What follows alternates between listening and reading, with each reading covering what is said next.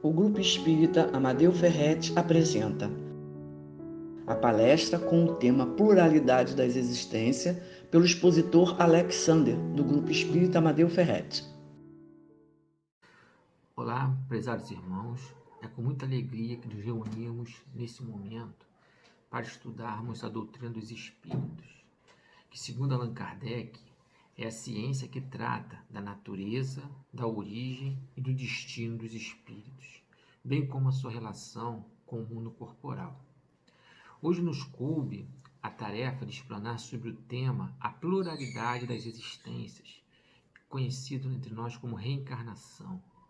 Mas antes, vamos nos harmonizarmos com uma prece de preparo e dizer assim, pedir ajuda a nosso Mestre Jesus e toda a espiritualidade amiga que nos acompanha, dizendo assim: Deus, Pai amado, só temos que te agradecer pelas oportunidades de trabalho e aprendizagem, no qual irá nos auxiliar pela busca da verdade. Que toda a espiritualidade possa estar presente neste momento para nos ajudarmos mutuamente nesta caminhada e que tenhamos um momento tranquilo de estudo e reflexão para que possamos aprender e, mais do que isso, apreender esses ensinamentos para podermos colocar em prática no nosso dia a dia. Que assim seja. Então, nós vamos começar nosso tema hoje, como foi falado. O tema que foi passado para reflexão foi pluralidade das existências. E para o nosso estudo, gostaria primeiramente de lembrar que a doutrina dos espíritos ela está pautada em 5 princípios básicos. Primeiro, Deus, Então, Deus, para a gente, é o quê? Qual é a definição de Deus? Deus é a inteligência suprema, causa primária de todas as coisas. Como está no livro dos Espíritos, lá no comecinho logo, Possui, no mais alto grau, todas as virtudes que possamos lhe atribuir. Acreditamos que Deus, essa força superior que nos dirige, os nossos destinos, as nossas vidas. O segundo ponto, o segundo princípio é a pluralidade dos mundos habitados. Nós acreditamos também que existem outros mundos, com outras categorias, com outro grau de evolução, Então, existem outros tipos de mundo, existem outros planetas além do nosso planeta Terra. Nós acreditamos também na comunicabilidade com os espíritos. Ora, se nós somos espíritos, nós podemos nos comunicarmos entre nós. Então, nós podemos nos comunicar com espíritos encarnados e com espíritos desencarnados. Então, nós acreditamos nessa comunicação, nesse intercâmbio que existe entre os espíritos. Nós também acreditamos na imortalidade da alma. O que quer dizer isso? É a crença que a alma ela sobrevive após a morte do corpo físico. Entende-se como alma, nesse momento, alma é o espírito encarnado, segundo a definição também do livro dos Espíritos. Então, nós acreditamos que quando nós perdemos esse corpo físico, a vida do espírito ela vai continuar. E o último princípio, o quinto princípio, é justamente o que foi escolhido para nós falarmos hoje, sobre a pluralidade das existências, ou reencarnação, que é o nosso tema de hoje, que é a forma com que Deus disponibilizou para todos nós, os espíritos em evolução no universo, chegássemos ao que ele determinou, chegássemos o quê? À perfeição, segundo a sua vontade. É importante lembrarmos que essa ideia de reencarnação ela não é recente e nem foi inventada pelo Espiritismo. Trata-se, na verdade, de uma crença muito antiga, que já vem lá do início, dos primórdios da humanidade. Já se fala da reencarnação no Antigo Testamento, no Velho Testamento. Então, trata-se, na verdade, de uma crença muito antiga, cujas origens vão se perder ao longo do tempo, desde o início da humanidade. A reencarnação já fazia parte dos dogmas dos dogmas judaicos, dos judeus. Os judeus já acreditavam na reencarnação, só que eles não tinham esse nome, né? Só que não era esse nome, era chamada ressurreição, né? É uma interpretação diferente, né? Porque essa ideia ela não estava muito clara, muito definida, porque não tinham, né? Os judeus não tinham senão o quê? Uma vaga noção ou incompleta sobre o quê? Sobre a ligação da alma com o corpo, né? Então, só para comprovar que isso já vem de antes, né? Só a gente lembrar dos povos, além dos judeus, os egípcios, né? E lá atrás também, né? Por causa das mumificações que eles achavam, os próprios budistas, né? Então eu peguei um trechinho lá do Velho Testamento, onde, né, lá em Jó, que está no capítulo 14, no item 10 e 14, que ele diz basicamente assim, eu vou ler aqui. Acabando os dias da minha existência terrestre, esperarei porquanto a ela que voltarei de novo. Né? Então esse é um trecho. E no Novo Testamento, isso também vai aparecer numa passagem, no diálogo, né, de Jesus com seus apóstolos. Isso vai estar lá em Marcos e Mateus. E diz assim, ó, sobre a reencarnação. Né? Diz assim, Jesus interrogou assim seus discípulos, que dizem os homens com relação ao Filho do Homem? Quem dizem que eu sou? Eles lhes responderam, dizem uns que é João Batista, outros que é Elias, outros que Jeremias ou algum dos profetas. Seus discípulos então o interrogaram dessa forma, por que dizem os escribas ser preciso que antes volte o Elias? Jesus lhes respondeu, é verdade que Elias há de vir e restabelecer todas as coisas, mas eu vos declaro que Elias já veio e eles não o conheceram e o trataram como lhe aprouve. Né? Então, é assim, desculpa, é assim que farão sofrer o Filho do Homem. Então seus discípulos compreenderam que fora João Batista que ele falara. Então, isso é muito importante, nós termos essa ideia bem fixada, né? Que não foi a doutrina dos espíritos que trouxe esse conceito de reencarnação, de pluralidade da existência. Ela já existia desde os primórdios, como eu falei, mas com interpretações, vamos dizer assim, diferentes. Né? A doutrina da reencarnação, aqui consiste, né, em admitir que os espíritos vivam, né, muitas existências sucessivas, é a única que corresponde à ideia que formamos da justiça de Deus para com os homens. Não é isso? Sem a reencarnação, como que nós poderíamos ver esse Deus justo, misericordioso? Né? É a única que vai corresponder à ideia que formamos, né, dessa justiça. Se não fosse a reencarnação, nós não, pelo menos eu, né, não teria condições de encontrar esse Deus justo. A única que pode explicar o futuro e nos dá o que? Esperança. Né? Pois, não podemos esquecer, pois que nos oferece o quê? Os meios de resgatarmos os nossos erros. Através de quê? De novas provações, de novas oportunidades. Segundo a doutrina dos espíritos, ainda, os espíritos são criados simples e ignorantes. Todos têm o mesmo ponto de partida, no sentido, né, ignorante no sentido de não ter conhecimento. Então eles partem no mesmo lugar. Importante, eles não são criados no mesmo momento. Né? Cada espírito é uma individualidade, cada um é criado num momento distinto. Porém, todos são criados da mesma maneira, sem conhecimento, né? Simples e ignorantes, né? E todos nós tendemos o quê? A perfeição. Deus faculta o espírito o quê? O meio de alcançar essa perfeição, proporcionando o quê? Através das provações da vida corporal. Isso é muito importante. Então a justiça divina, ela vai permitir realizar o quê? Em novas existências, o que não podemos fazer nem concluir no primeiro momento. Então nós vamos ter o quê? Uma segunda chance de acertar.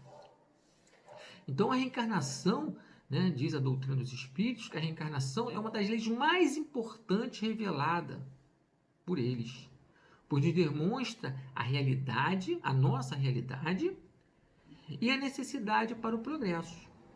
Com esta lei, o homem explica todas as suas questões existenciais, são aquelas perguntinhas, né? Quem somos, de onde viemos, para onde vamos, além das aparentes anomalias da vida humana, não é isso? A diferença de posição social, as mortes prematuras, as desigualdades de aptidões, né, morais intelectuais. Não é isso? A gente não vê crianças, não vamos pensar em crianças, às vezes vê crianças super inteligentes e outras que não é tão privilegiada com relação a isso, né? A gente não chama aquelas crianças superdotadas.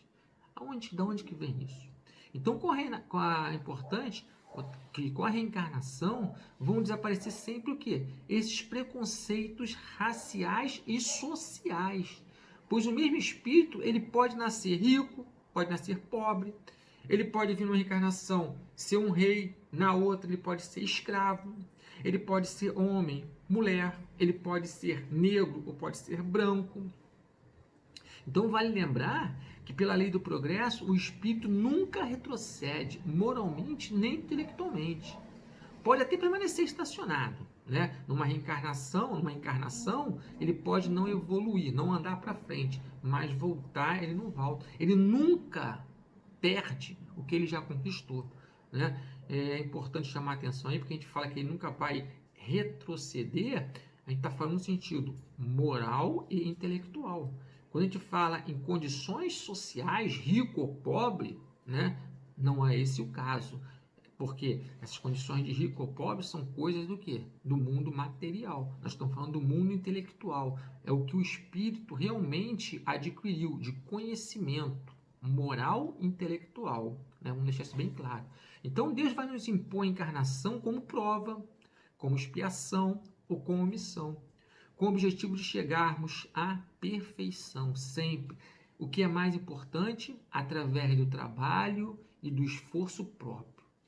Mas para alcançarmos essa perfeição, tem que sofrer todas as vicissitudes da existência corporal. Nós temos que passar por todas aquelas situações que foi falado anteriormente, né? Ser rico ou ser pobre, ser livre ou ser escravo, homem, mulher. Nós temos que passar por todas as dificuldades.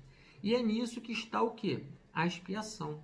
Visa aí do outro fim a encarnação, né? Além disso, né, de expiação, missão e prova, né? Que é o de quê? Que é o de pôr o espírito em condição de suportar a parte que lhe toca na obra da criação. Isso é muito importante, né? Nós não podemos esquecer que somos filhos de Deus. Logo, nós somos co-criadores, né? Então nós temos uma responsabilidade muito grande para com o mundo. Nós não podemos esquecer disso. Como foi dito anteriormente, a reencarnação tem por objetivo fundamental o duplo progresso, né, moral e intelectual do espírito. Ao progresso, entende-se por progresso intelectual pelas atividades obrigatórias do estudo e trabalho. E o progresso moral pelo dever dos homens, primeiramente para com Deus, para consigo mesmo e para com os outros, né? Então o progresso dos espíritos é fruto do próprio trabalho. Mas como somos livres, trabalhando no nosso adiantamento com maior ou menor afinco, com mais ou menos negligência, segundo a nossa vontade, nós podemos acelerar esse progresso ou retardar. Por consequência, o quê? Própria. Por vontade própria. Não podemos esquecer que Deus nos deu o quê? O livre-arbítrio. O progresso intelectual e o progresso moral, né, raramente eles vão andar o quê? Juntos, né? Geralmente um está na frente do outro. Mas o que o espírito não consegue em um dado tempo, vai ser alcançado no quê? Em outro. De tal modo que os dois progressos acabam por atingir o mesmo nível, né? Então, esses dois, nós temos que alcançar o progresso intelectual e moral de uma forma equilibrada, mas o que é importante, eles não andam junto, um sempre vai estar o quê? À frente do outro. Por isso que nós precisamos de várias existências. Né? É por isso que a gente vê, muitas vezes, o quê? Homens inteligentíssimos, instruídos e pouco adiantados moralmente. Também nós vemos o quê? Muito adiantado. Às vezes a gente vê pessoas, né? As pessoas humildes, principalmente da roça, né? Da zona rural, pessoas adiantadas moralmente e pouco instruída. Não quer dizer que aquele espírito não tenha instrução. Ele tem, está guardado lá. Então, o que é importante? Uma só existência corporal, né, material, é insuficiente para quê? Para o espírito poder adquirir todo o bem que lhe falta, né, e eliminar todo o mal que lhe sobra. Então, nós precisamos de várias existências. Né? Então, nós temos as provas, né, as provas da reencarnação, né, vão se basear basicamente em quê? Primeiro, nas ideias inatas. Ao nascerem, os homens trazem a intuição do que aprenderam antes. Né? Como eu falei, todo conhecimento adquirido, ele é acumulado. Então, nós temos chamadas ideias inatas. São mais ou menos adiantados conforme o quê? O número de existência que tiveram. Né? Conforme já estejam mais ou menos afastados aonde? Daquele ponto de partida aonde eles foram criados. É o que se observa, por exemplo, se nós reunirmos indivíduos de todas as idades, onde cada um terá o desenvolvimento proporcional ao número de anos que tenham vivido. Né? Se a gente trouxer para a nossa vida de hoje, nós pegarmos crianças, adolescentes, adultos, idosos e colocarmos todos juntos, né, nós veremos que existe o quê? Graus de conhecimentos diferentes. Simplesmente nesse período curto de tempo que é uma encarnação. Imagina, né, para o espírito que é imortal, que é infinito esse tempo. Né? Então isso é muito importante nós termos essa ideia. Né? Nós também temos o que? A prova da reencarnação, nós temos o que? As lembranças de existência passada. Essas lembranças elas podem ser espontâneas ou provocadas. Em geral, elas vão surgir assim de formas fragmentadas, mas pode ocorrer flashes, clarões assim na memória, que permite o quê? Recordações mais completas. As lembranças espontâneas, elas vão aparecer naturalmente no estado de vigília, durante o sono, não sendo possível o quê? Identificação da causa que vai desencadear essas mesmas, na maioria das vezes. Né? Às vezes nós precisamos lembrar de algo, então vem. Né? E nós não podemos esquecer também que as lembranças provocadas por indução de espíritos encarnados, a ação pode estar relacionada a um fio útil ou bom. Entretanto, né, ela pode estar vinculada a propósitos inferiores, tal como ocorre nos processos obsessivos. Quando a gente pensa nessa lembrança por espíritos desencarnados, por espíritos encarnados agora, né, a gente já vai um pouquinho para o lado científico. As lembranças provocadas por médicos, psicólogos, né, têm apresentado o quê? Nesse mundo atual, uma ferramenta de auxílio o quê? Terapêutico à pessoa, né, as pessoas que às vezes sofrem de distúrbio ou coisa assim. Nós também sabemos o que? Essas manifestações através de quê? Das comunicações mediúnicas. Né? Essas comunicações oferecem duas grandes contribuições em apoio a essa tese reencarnacionista. Né? A informação da identidade dos espíritos que vivem experiências reencarnatórias e a revelação de vidas passadas de pessoas que ainda estão encarnadas. Então são essas comunicações mediúnicas. A questão da identidade dos espíritos, né, nós temos que tomar cuidado porque ela é a mais controvertida, mesmo entre nós adeptos do espiritismo. Nós temos que tomar muito cuidado com as comunicações. Né? É que, com efeito, os espíritos não trazem um ato de notoriedade. Né? E sabe-se com facilidade, alguns dentre eles tomam o quê? Nomes que nunca pertenceram. Então, os médiuns têm que tomar muito cuidado com as informações e os tipos de informações que eles recebem. Né? Então, eles têm que estar a todo momento fazendo uma análise dessa informação. Nós temos também, né, os fenômenos de experiência, né, de quase morte. Né? de quase morte, que é o estado de morte clínico, né, que ele é experimentado durante alguns momentos, após os quais as pessoas retornam à vida, ao corpo, né, material, e os relatos do que se passou, feitas médicos, enfermeiras, por indivíduos de várias culturas e credos, né? Então, são o quê?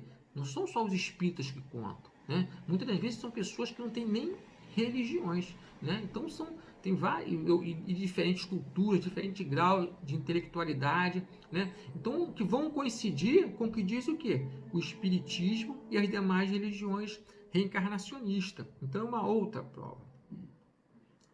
Aí a gente vai pensar, né, mas como é que ocorre, né, esse retorno à vida corporal? Não é isso? Então é o chamado o quê? Planejamento reencarnatório.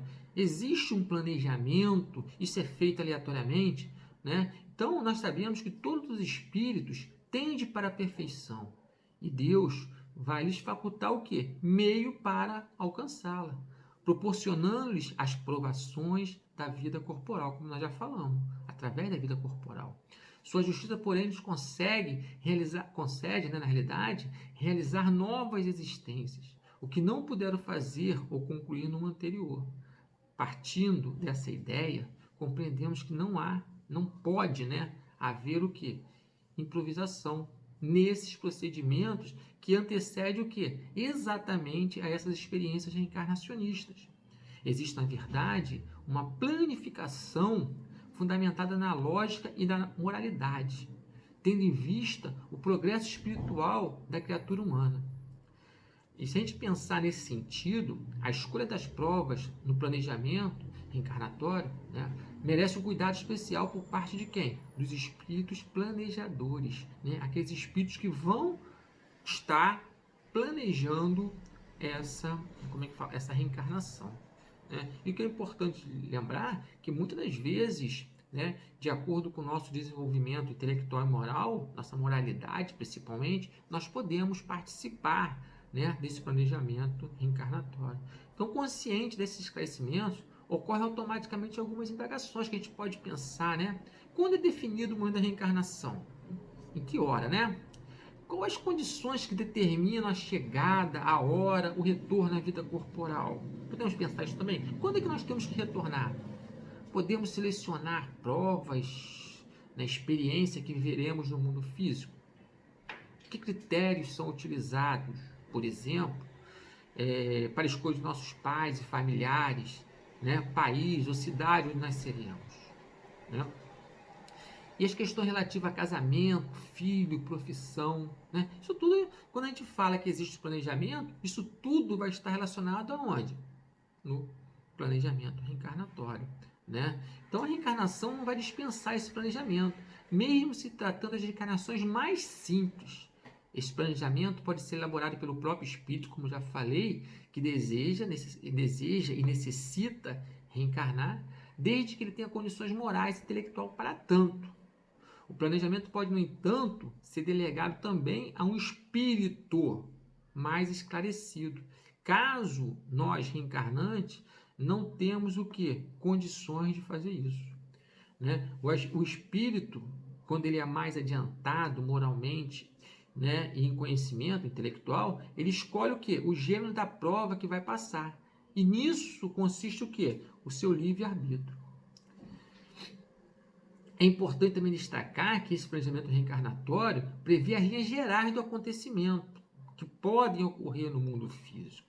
As particularidades por conta da posição em que se acha o espírito, né, ele não escolhe. Sabe o espírito que, escolhendo tal caminho, terá que sustentar determinadas lutas. Sabe, portanto, que natureza das vicissitudes ele vai se deparar, mas ignora, né, se vai acontecer esse ou aquele êxito, se ele terá êxito em uma ou outra situação. Né? Previsto vão ser somente o quê? Os principais fatos, os que incluem o quê? Influenciam aonde? Desculpe, no destino. Se eu percorrer uma rua, por exemplo, uma telha cair na tua cabeça, não crias que estava escrito, né? Segundo, que nem diz, né, vulgarmente, né? Independente do espírito ter elaborado ou participado efetivamente do seu planejamento reencarnatório, não há garantias que esse espírito, né, vai conseguir cumprir totalmente esse planejamento. A questão do planejamento reencarnatório está ligada às consequências do uso do nosso livre-arbítrio. Isso é muito importante. Situação que sempre reflete o nosso nível de evolução. De novo, evolução que moral e intelectual. Então, o que é importante? Podemos afirmar que o planejamento reencarnatório são muito diversificados, porque existe uma infinidade de espíritos e nenhum é igual ao outro. Porque diversas vão ser as necessidades de cada um. Cada espírito reencarnante apresenta o quê? Particularidades a que se entrega ao mundo material, a que vai chegar ao mundo material, né? E, continuando aqui, quando a gente pensar, né, por que nós fazemos esse planejamento e quando nós chegamos aqui, né, nós não lembramos disso? Né? Então o Espiritismo vai falar o quê? Do esquecimento do passado. Né? Como é que nós vamos justificar isso, esse esquecimento do passado? Né? Porque mergulhado, quando a gente mergulha, quando a gente chega na vida corpórea, perde o espírito momentaneamente o quê? A lembrança de suas existências anteriores. Nós não lembramos o que nós fomos em outras existências. Como se um véu, né, a doutrina do Espírito costuma falar isso, né, que existe um véu que vai cobrir o quê? A nossa visão. Todavia, né, ele vai conservar alguma vaga consciência dessas vidas. Nós vamos ter lembranças frescas, mesmo em certas circunstâncias, e podem ser reveladas, como nós falamos lá atrás.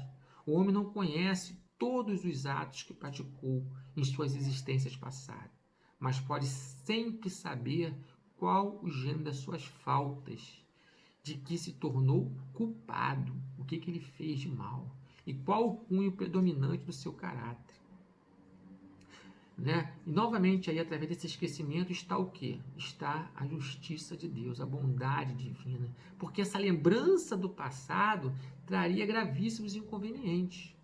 Poderia, em certos casos, humilhar-nos, né? Ou então exaltar o nosso orgulho e assim travar o quê? O nosso livre-arbítrio.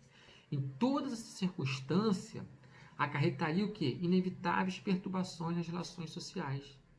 Porque, frequentemente, o espírito renasce no mesmo meio em que já viveu, estabelecendo novas relações com as mesmas pessoas. O que quer dizer isso?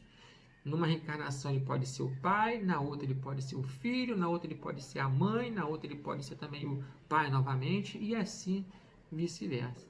Para nos melhorarmos, né, quis Deus o que? Precisamente o que necessário nos bastasse. A voz da consciência e as tendências instintivas, né? Então, ao nascer, de novo, né, a gente não pode esquecer que a gente não perde o que a gente ganha. Então, quando a gente nasce, nós vamos trazer conosco o quê? O que nós adquirimos, na qual se faz em cada existência, né? Na qual se faz que em cada existência nós vamos ter o quê? Um novo ponto de partida. Pouco lhe importa, pouco vai me importar o que eu fui antes em outra existência. Né? A reencarnação pode dar-se imediatamente após a morte ou depois de um lapso, né? Um tempo mais ou menos longo. A reencarnação pode dar-se na Terra ou em outras esferas, como nós falamos, né? A pluralidade dos mundos habitados. Então nós podemos encarnar na Terra ou em outros planetas, mas sempre num corpo humano e jamais de um animal. Né? Então nós nunca vamos reencarnar em um cachorro, por exemplo, ou um cavalo. A reencarnação ela é progressiva e não estacionária. Progressiva ou estacionária. Jamais ela é retrógrada. Nas novas existências corporais, pode o espírito, como nós falamos, decair na posição social, mas não como espírito. Então, meus irmãos, o nosso tempo já está se esgotando, né? Espero sinceramente que tenha conseguido ser claro ao longo desse estudo, né? Agora vamos fazer nossa prece final, vamos mentalizar o nosso Mestre Jesus e dizer assim: Mestre Jesus, obrigado por esses minutos que passamos refletindo sobre as oportunidades que nos são concedidas pelo Pai. Agradecemos também a toda a espiritualidade que nos auxiliou neste momento. E agradecemos aos nossos irmãos encarnados e desencarnados que se dispuseram a ouvir. Mestre Jesus, que possa nos auxiliar nesse momento e nos dê força e coragem para vencer todos os obstáculos que nos são impostos neste mundo de prova e expiação. Abençoe e consola todos aqueles que perderam algum ente querido neste momento de pandemia e que possamos seguir confiante que tudo passa. Graças a Deus. Então, meus irmãos, mais uma vez, obrigado pela atenção e que tenham uma boa semana. Convidamos a todos para assistirem à nossa próxima palestra, dia 14 de setembro, às 18 horas. O tema é Pluralidade dos Mundos Habitados, com o expositor Leonardo Braga, do Grupo Espírita Amadeu Ferretti. Aguardamos vocês!